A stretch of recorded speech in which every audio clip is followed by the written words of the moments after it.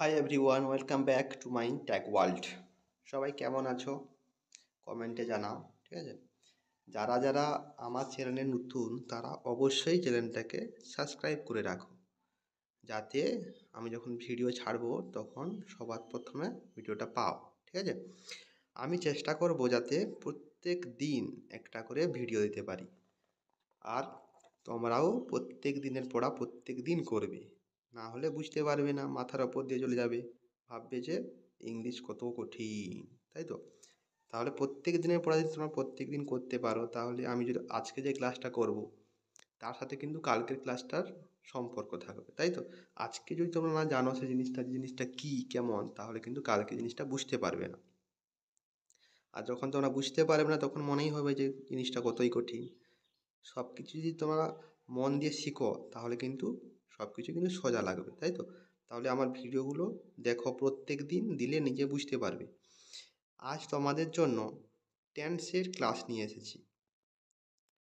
তোমরা ভালো করে জানো, টেন্স ভালোভাবে জানলে ইংরেজিতে এমনই সহজ মনে হবে, ঠিক আছে? আর ভোকাবুলারিও জানতে হবে। ভোকাবুলারির জন্য আমি তোমাদেরকে প্রত্যেক দিন 10টা করে ভার্বের একটা শর্টস দেবো। সেই শর্টসটা দেখবে এবং 10টা যে ভার্ব থাকবে ওগুলো আলাদা করে লিখে রাখবে, ঠিক আছে? পরেও তোমার কাজে লাগবে সেটা।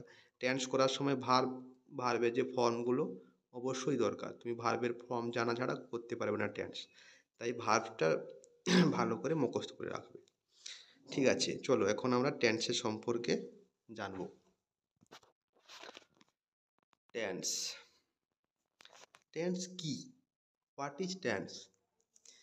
In English grammar, tense is used to refer to time of an action or event. Tense is the concept of time which may be present, past or future. তাহলে কোনো কাজ সম্পাদনের সময়কে টেন্স বা কাল বলি। তুমি যে কোনো কাজ যখন করছো সেটা একটা কালে করছো বা টেন্সে করছো, সেটা হয়তো এখন করছো বা আগে করেছিলে বা ভবিষ্যতে করবে। তুমি যাই করো সেটা টেন্সের মধ্যেই পড়ছে, ঠিক আছে? তাহলে টেন্স দ্বারা সময়কে উল্লেখ করা হয় এবং যা বর্তমান, অতীত কিংবা ভবিষ্যৎ হতে পারে। সে তুমি বর্তমানে করতে পারো, অতীতে করতে পারো কিংবা ভবিষ্যতে, কিন্তু কাজটা তুমি করবে না সেটা একটা টেন্সের মধ্যেই পড়বে সেটা, ঠিক আছে? তাই টেন্স জানাটা অত্যন্ত জরুরি, ঠিক আছে? তা চলো এখন আমি টেন্সের যে উদাহরণগুলো দিয়ে তোমাকে বোঝাচ্ছি। টেন্স 3 প্রকারের। কী কী? Present tense. টেন্স তাহলে কয় প্রকার? 3 প্রকার: present tense, past tense and future tense.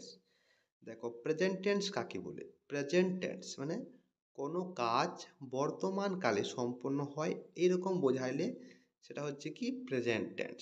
Present অর্থাৎ বর্তমানকাল, ঠিক আছে? তাহলে বর্তমানে কোনো কাজ যখন করছো সেরকম বোঝায় তখন হচ্ছে কি প্রেজেন্ট টেন্স। যেমন কি আছে দেখো, আমি বাড়ি যাই, কী হবে? I go home. সে চিঠি লিখে, তা কি প্রেজেন্ট টেন্সে? তাহলে এগুলো হচ্ছে present. He writes a letter. তারপরে কি পাস্ট টেন্স। পাস্ট, তাহলে পাস্ট কথাটা তোমরা সবাই জানো, তাই তো? পাস্ট মানে কি? অতীতকাল, যে চলে গেছে, পাস্ট। কোনো কাজ অতীতকালে সম্পন্ন হয় এরকম হয়েছিল এরকম বোঝালে কি হচ্ছে? তাহলে পাস্ট টেন্স হয়। যেমন আমি বাড়ি গিয়েছিলাম। বাড়ি গিয়েছিলাম মানে কি? গিয়েছিলাম মানে শেষ হয়ে গেছে কাজটা। সে চিঠি লিখেছিল মানে কি? সে চিঠি আগে লিখেছে, এখন লিখছে না কিন্তু, আগে, মানে তো পাস্ট। পাস্ট মানে হচ্ছে যে যার কোনো অস্তিত্ব বর্তমানে নেই, মানে সে শেষ হয়ে গেছে, কাজটা করা শেষ হয়ে গেছে, তাকে বলা হচ্ছে পাস্ট টেন্স। তারপর হচ্ছে ফিউচার টেন্স। ফিউচার অর্থাৎ ভবিষ্যৎকাল, অর্থাৎ ভবিষ্যতে তুমি যে কাজটা করবে সেটা হচ্ছে ফিউচার টেন্স, ঠিক আছে? যেমন আমি বাড়ি যাব, সে চিঠি লিখবে। তাহলে ফিউচারে তুমি যা কিছুই করবে বা ভবিষ্যৎকালের জন্য যেন এখন তুমি যা করছো, ভবিষ্যৎ কখন? 2 ঘন্টা পরে যা তুমি খাবে বা তারপরে স্নান করবে, এটা হচ্ছে কি তোমার ভবিষ্যৎ। তাহলে এটা কি ফিউচার টেন্স হবে। বোঝা গেছে? তাহলে প্রেজেন্ট বলতে হচ্ছে বর্তমান, তুমি বর্তমানে যে কাজটা করছো ওটা হচ্ছে প্রেজেন্ট। আর পাস্ট মানে যেটা তোমার কাজ শেষ হয়ে গেছে, কোনো অস্তিত্ব নেই যার তোমার কাছে আর, সে হচ্ছে পাস্ট টেন্স। ফিউচার মানে যেটা এখনো আসেনি, আসবে তোমার কাছে, সেটা হচ্ছে ফিউচার টেন্স। একদম সহজ তিনটা টেন্স বোঝা গেছে তো। এখন চলো টেন্সের আবার ভাগ আছে, তার যে প্রেজেন্ট পাস্ট ফিউচারে আবার চারটা করে ভাগ আছে, ঠিক আছে। প্রেজেন্টের মধ্যে দেখো চারটা ভাগ: simple present, present continuous, present perfect, present perfect continuous. পাস্টেরও সেরকম: simple past, past continuous, past perfect, past perfect continuous.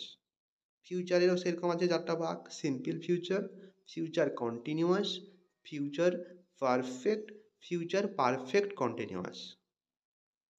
ঠিক আছে, আজকে তোমাদেরকে আমি এই টেন্সের যে শুধু ভাগগুলো করিয়ে দিলাম, তোমরা এগুলো পড়ে মুখস্থ করে রাখো বা পড়ে বুঝে নাও।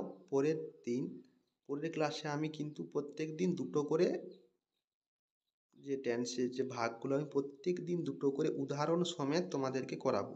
বেশি করলে তোমরা করতে পারবে না, তাই প্রত্যেক দিন দুটো করে। যেমন পরের ভিডিওতে আমি সিম্পল প্রেজেন্ট এবং প্রেজেন্ট কন্টিনিউয়াস টেন্স এই দুটো টেন্স নিয়ে আলোচনা করব এবং উদাহরণ সমেত তোমাদেরকে বোঝাবো, ঠিক আছে।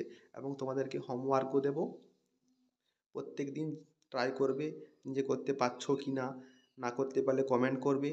যদি কোনো অসুবিধা হয় বুঝতে, কমেন্ট করতে পারো, আমি আবার তোমাদেরকে বুঝিয়ে দেবো, ঠিক আছে। আর মনে করে আমি যে ভার্বগুলো শর্টে দেবো সেগুলো কিন্তু অবশ্যই তোমরা লিখে রাখবে, না হলে কিন্তু টেন্স তুমি কোনো বাক্যকে ট্রান্সলেটই করতে পারবে না। যখন তোমার ভোকাবুলারিতে স্টক ওয়ার্ড না থাকবে তুমি কী করে ট্রান্সলেট করবে, তাই তো। তাহলে আগে তোমাকে ভোকাবুলারিটা বাড়াতে হবে, তাহলে স্টক ওয়ার্ড বাড়াতে হবে। তুমি যে কোনো ভাষায় তুমি কথা বলতে গেলে তোমাকে সেই ভাষা সম্বন্ধে বা সেই ভাষার যে ওয়ার্ডগুলো জানতে হবে। তুমি বাংলাতে কথা বলেও বাংলার যে ওয়ার্ড জানতে হবে, ইংলিশে কথা বলে ইংলিশের যে প্রত্যেকটা ওয়ার্ডের মানে জানতে হবে, তবে তুমি পারবে। তাহলে যে কোনো ভাষা সম্বন্ধে জানতে গেলে তোমাকে আগে ওয়ার্ড স্টক দরকার। প্রত্যেকটা শব্দের ভাণ্ডার যেন তোমার মাথায় থাকে বেশি করে, তবে গিয়ে তুমি সে ভাষায় কথা বলতে পারবে, তাই তো। ঠিক আছে, ঠিক আছে, তাহলে আজকে এতটাই পড়ো। যদি ভিডিওটা ভালো লেগে থাকে সাবস্ক্রাইব করো, শেয়ার করো, ঠিক আছে। থ্যাংক ইউ ভিডিওটা দেখার জন্য এতক্ষণ।